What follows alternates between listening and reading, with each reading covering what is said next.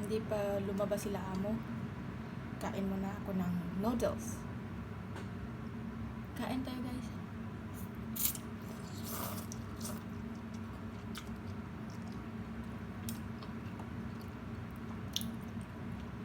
Mag 2 months na pala ako dito sa Hong Kong guys.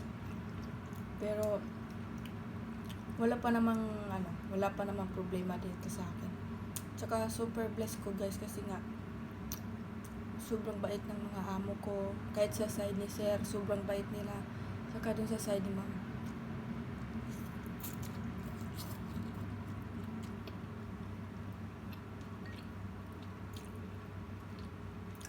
Maganda magtrabaho dito sa Hong Kong guys. Kasi bukod sa sweldo mo, may overtime ka pa.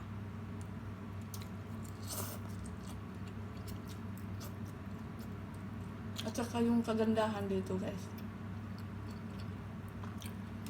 pag umabot ka na ng 3 months dito sa Hong Kong, pag may holiday sa kanila dito, times 2 yung sasahurin mo per day. For example, yung per day ko dito is 160 HKD, Hong Kong dollars. Magiging times 2 siya. So, 320, ganun. 320 na yung sasahurin ko ngayong araw. Tapos, makukuha mo yun sa sahuran. Sa katapusan, makukuha mo yun.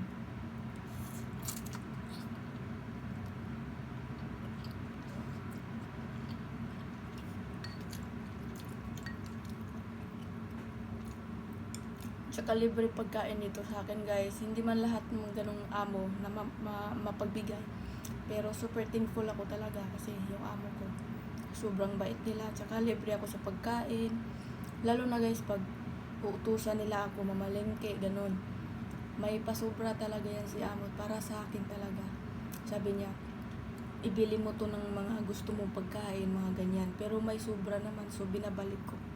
Hindi ko tinatago yung sobrang bigay niya. Yung para sa akin. Baka, siyempre, advance na din tayo, no? Baka sabihin na, ay, kasi hinihingi ng amo ko guys yung resibo. So, kailangan kong ibigay yung sukli kung merong tira. So, kailangan kong ibalik sa kanya para sabihin niya na hindi ako gahaman sa pera, no?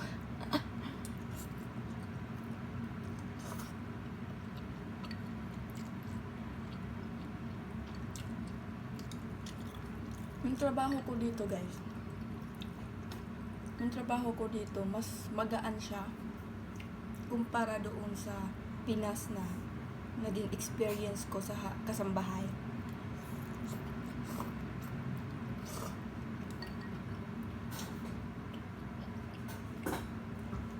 At saka dito guys, kunwari day off mo, tapos pag hindi mo siya gagamitin, yung day off mo, hindi ka magdi-day off at magtatrabaho ka, ayun, overtime ang tawag dun dito.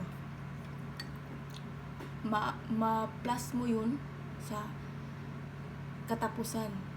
Kaya kailangan guys, pag magtrabaho kayo dito sa Hong Kong, ilista nyo talaga yung mga overtime ninyo kasi minsan yung amo natin, nakakalagtaan nila yung mga ganong bagay. So, kailangan tayo rin mismo mag-advance na ng lista. Kung nari nag-overtime ka, so ilista mo yon kung kailan ka nag-overtime. Ganun. Para may kopya ka, tsaka pag sahuran na guys, maano mo na yun, makwinta mo na kung magkano yung sasahurin mo.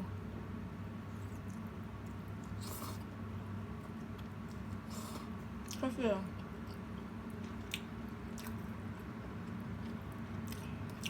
meron akong kaibigan dito, yung kasamahan din namin sa Pinas pala,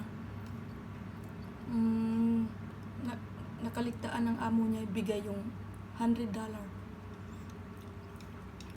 HKD kasi ngayon yung nga guys, pag ano daw, diba day off niya, pag uwi niya ng bahay guys, yung bata andun pa rin sa kanya natutulog, so may bayad yun pag ganun, pag day off mo tapos pinapatulog sa iyo yung kasama yung bata, may bayad yun.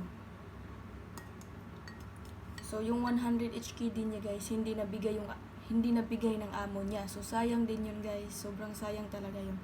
Nasa 600 plus na din yun sa Pinas.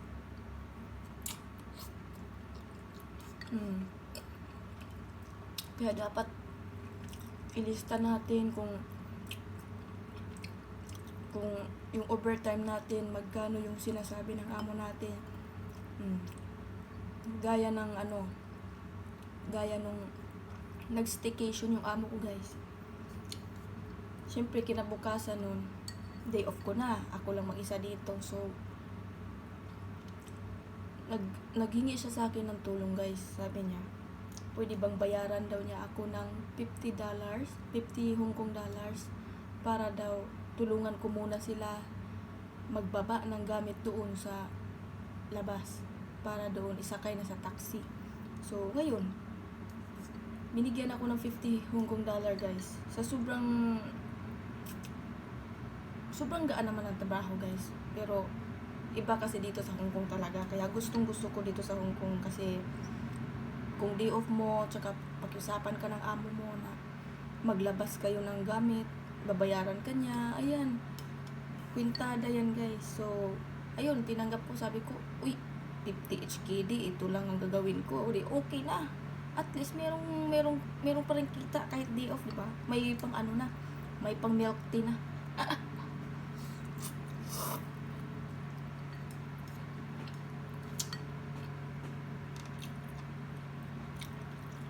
Kain tayo guys.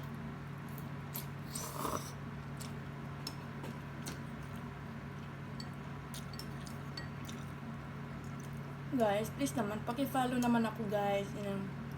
Paki-subscribe na din ang aking YouTube channel. Ayan, first timer po akong nagba-vlog. So, pahirapan pa talaga.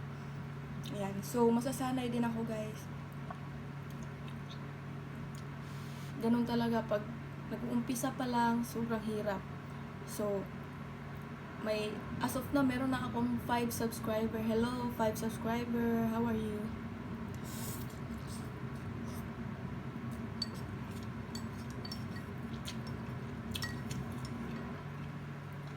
Gusto ko na din mag-vlog guys. Para may extrang income, at the same time naaaliw ako sa pambibideo, ganun. Minsan lang talaga guys, tamad akong mag-video kasi syempre ang daming gagawin, kaya hindi ko na ma-video-videohan. Pero pag about sa pagkain guys, ayan, may time ako kasi nga nakaupo lang ako, wala akong ginagawa, kain lang.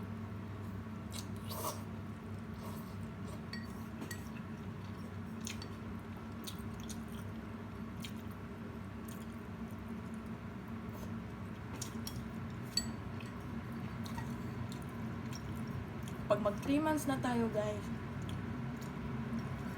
kasali na tayo sa stat nila na times 2 ang sahod pag holiday.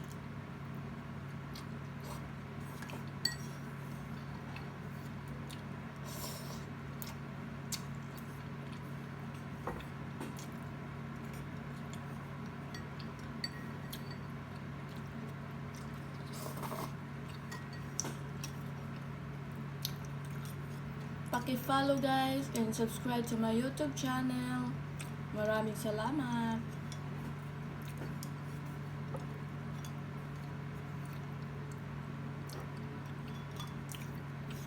Ubos na yung aking noodle. Please ako guys ha, paki-follow and subscribe to my YouTube channel guys. Para ganun lang, tulungan lang tayo guys. Wala namang imposible, di ba? So kung may time ako mag-video, ayan, magbi-video ko. Ganyan. Pag tulog pa yung amo ko, guys. Pag tulog pa yung amo ko, pwede ako mag-video. Ayan. So thank you, bye. Thank you guys. Bye-bye. Salamat.